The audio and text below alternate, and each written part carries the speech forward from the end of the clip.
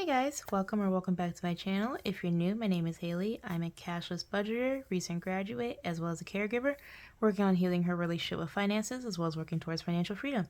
If that's something you're interested in following, please leave a like, comment, subscribe down below, and let's get into the video. Hey guys, I know it's early, and there are some people who have done theirs earlier, but I like to take a month before New Year starts to sit down and really reflect on the goals I like to reach for the following year. I have marked off goals, changed goals, reduced goals, increased goals. Basically had a roller coaster with these, mostly because this is my first couple of months being on YouTube and my first full year of budgeting and cash stuffing in this way. So creating these goals was kind of difficult because I know in the long term what I like to accomplish, but it takes a little bit of work to kind of piecemeal that and break it down into small achievable goals that will build up to those big goals. I try to remain as realistic with myself as seemingly possible because I know life happens, and if I don't reach a goal, I'll be okay with that. So long as I'm working towards them, I'll feel accomplished. So I decided to break down my goals into financial, work related goals, personal goals, and then goals related to my health and well-being. I get the last two are not necessarily finance focused or finance related, but I am a big believer that health is multifaceted. So your mental, physical, emotional, spiritual, and financial health all matter. So with that being said, I'll go through my financial goals. One of my top goals is to pay off at least $2,500 of my principal on my student loans. Again, this may vary, especially now with the forbearance happening and basically not making payments during this time because of the forbearance and how it's set up. So I will not necessarily be upset if I don't reach this goal for the reason of the forbearance still going. I don't know how long it's supposed to be going on. So I'll just play this one by ear, but at least paying down on my principal of student loans will always be a goal every year until they're gone. My next goal is to save at least 1 month ahead for me and my expenses. That's about $2,400, which is the equivalent of doing my monthly scratch off challenge book at least once. I've already started saving, obviously, towards my month ahead. If I can get the full month ahead and then some, that would be great. But again, I try to remain realistic and take it 1 month at a time, to make my overall goal is to eventually get to a year's worth of my income saved in my savings.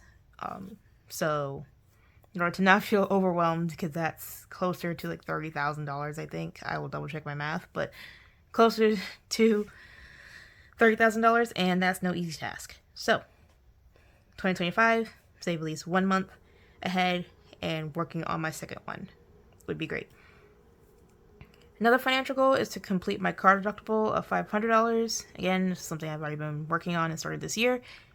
However, I really do want to get my car deductible done, not only to have more of a safety net for my vehicle, but it will free up more money and allow me to focus on other aspects of my vehicle. In particular, once I save my car deductible, I'd like to increase my emergency fund to at least get it to $1,000, and also save up for tires and brakes, and now be around $1,200. So those are my bigger goals after this. But again, working on this piecemeal by piecemeal. Hope to get the car deductible done 2025, so then I can move on to building up tires and brakes specifically, because my emergency fund gets the interest from my account on top of anything I stuff extra. So there's that. And for property taxes, they are still up in the air as far as reassessment is concerned right now. But judging by what we've gotten without the reassessment of the reassessment, and splitting up between everyone involved with the property, it is hitting around $1,800 per person. I technically do have that, but it would require me it would require me to dip into other home related envelopes. So I want to try to avoid that as much as I can next year. I am starting to work ahead. If I need to use the funds I've saved thus far to save for next year or this year, then so be it. But my goal is to save at least $1,000 in property taxes so that anything above that or more than that, beyond what I've started saving now, I can find that at least within one envelope and not having to dip into any other home envelope that's not for things like home maintenance or home projects. So that is also a work in progress and a steep learning curve as we go on, but we'll see how that all plays out. I'd like to also complete my account buffer. This account buffer be within my checking so that I have easier access to money, while any money from my savings I will use to basically pay myself back. $500 is basically my highest expense in my budget, and that is my student loan payment, or my Direct Plus graduate student loan payment. Once I save this, I might want to work towards $750 or $1,000. I haven't decided that yet. And I'll decide that when I get there. But for right now, it's to at least get to that 500 mark by next year. And then another goal of mine, and I have this every year thus far, since I started paying on my student loans, or paying on my loans in general, was to increase my contribution to my Roth IRA by $5 every year or every couple months, until my debt is paid off and I'm able to focus on it more and eventually fully fund it every year. Right now I'm at $20 a month in my budget. So goal by the end of 2025 is at least have $25 or more going to my Roth as a monthly contribution. Can I technically do more than that? Yes, I can add more money than that, but I am trying to basically work my muscle memory in terms of automating more of my savings as I go along so that I'm used to that money just being gone. Even though I budget for it, I know that it's already allocated somewhere else and has a purpose elsewhere. It also helps keep me in check as far as avoiding lifestyle creep. I guess I don't see it as extra money that I have. It's already going towards a goal. So, working on those financially, it is, again, hard. I'm trying to stay realistic about them and be okay. Goals are goals. It's great to meet them. But I know I'm also setting them to mostly keep myself focused. If I come close to them, then that's already great to me because then I know I worked hard to get there. And life happens and some things might get done, some things might not. But as long as I set the goal and put all of my effort into doing it, then I feel as though I'll still be accomplished. And that's something I'm trying to learn to be okay with, I guess would be the best way to put that, because I'm a very goal-oriented and goal-driven person. But in the same breath, I guess, I'm not great at leaving room for myself to make error. And sometimes the error is literally just life is happening. So I say these things and I'm really trying to reassure myself that, these are not necessarily set in stone, that these are targets, and all I can do is try my best. And my best is what I can do. So, with that being said, going down to my work and personal goals, I would love to continue YouTube. I was going back and forth with this when I started in October. I was scared that I wouldn't have anything interesting to say, I guess, or that people wouldn't feel like listening to me talk. Rambling. I don't even like listening to myself talk half the time. But the fact that you guys have showed up for me, I really do appreciate it. I appreciate the presence that I have here in the budgeting community, even though it's been such a short time.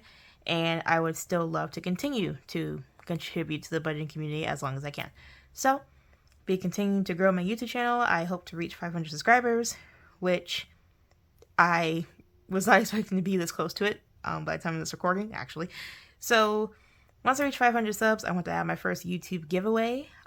Please feel free to leave ideas of what you would like in a giveaway down below, because I was thinking at least having either Amazon or Etsy gift cards, just because they're easier to have more people to participate. I don't have to physically mail anything to you, especially if I reach 500 around the beginning of next year and the holidays and whatnot. That could be a disaster. So let me know down in the comments if you guys have any ideas besides what I said. But I was gearing more towards gift cards, but if you have any other suggestions that I'm not aware of, feel free to let me know down in the comments. And also with work, I also would like to increase my income next year, whether it be through a raise, promotion. If I come up with a second stream of income or end up getting another job, I don't know what form that will take. I am open to possibilities, but that is one of my goals to reach in 2025. And depending on what the income difference is and how long this forbearance goes, for right now, that extra money will be focused on getting home and property tax-based things done and going to my emergency fund. And then once student loans kick back in, as far as savings go, then that extra money will be geared towards making extra payments on my highest loan, doing a debt avalanche, trying to get that loan gone as fast as possible, then roll all that payment into my smallest and last student loan. So, again, don't know what form that will take. I'm going to take it as it goes, but that'll be an ultimate goal. And if I reach any of these, I'll be sure to let you guys know. And I'll probably come back and check in on my goals at least quarterly, or the goal is to check on them quarterly to see my progress, how close I am to reaching any of them, or if I have reached any of them, adding new goals on the side, at least. Okay, health and well-being. I am on a health and wellness journey. I do have a lot of chronic illnesses, as I mentioned in other videos. And even though I can't treat them because there's not a treatment for them, there are a lot of external factors I'm trying to control better in order to get myself in a better place, health-wise, mentally, physically, emotionally, spiritually. My main thing is stress management. I am terrible at it. Then I end up stress eating, which does not help my diet whatsoever, which makes me physically feel ill, and that leads to a whole entire snowball of issues and autoinflammatory problems, which already happened anyway because of one of my chronic illnesses. So I am going to work hard on that in 2025. My goal is to try to at least have one self-care based, I guess, event or activity a month to kind of sit down and check in with myself and see where I am mentally, physically, emotionally, and spiritually, and take the time to really listen to what I need at that moment in time instead of just constantly going and kind of avoiding issues altogether, which, again, is another bad habit of mine I'm trying to kick in the butt. And with that also comes with completing my annual exams and blood work to kind of check in to see if I made any progress over the year. And I expect ups and downs. It's going to be a roller coaster regardless, but I still know I need to put in more effort into my self-care because really at the end of the day, I only have me. I have me to take care of. And even though I am a caregiver, I can't pour from an empty cup and expect to take care of somebody else when I can't take care of myself. So that definitely will be a non-financial based work in progress for me, and we're going to see how that goes. So anyway, this is my outline for 2025, the goals I have for 2025. If you guys have any goals, whether they be financial or not, that you would like to share in the comments, please feel free to do so. I would love to cheer you on throughout the year. And I encourage you guys, even if you haven't made a list or you haven't broken it down in the sections I have, even if you have 2 goals that you want to reach next year, writing them down, reminding yourself of them every day, and manifesting what you want to achieve next year is very important. And again, I want to be here to cheer you guys on, give you words of encouragement when I can, and we all just be here for each other like we have. So I thank you guys for watching. I hope you have a blessed evening or day wherever you are in the world, and let's kick 2025 off right. Bye, you guys.